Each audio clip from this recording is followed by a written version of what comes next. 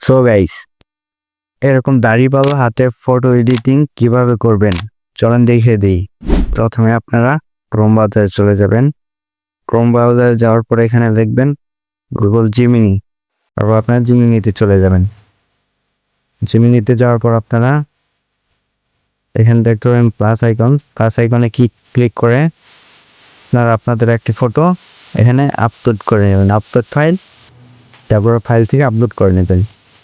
So আমরা আমাদের এই ফটোটিকে আপলোড করে নিচ্ছি।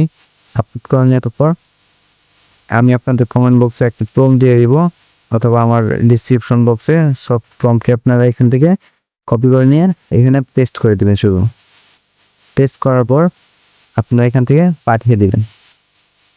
তো প্রম্পটে পাঠানোর পর আপনারা আবার এখানে কপি করে দিবেন, ওকে লিখে আবার পাঠিয়ে দিবেন।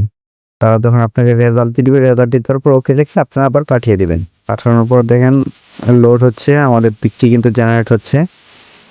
তারপর সেই ফটোটিকে আমরা এখানে ক্লিক করে সেভ করে নেবেন। তো আমাদের ফটোটি কিন্তু সেভ হয়ে গেল।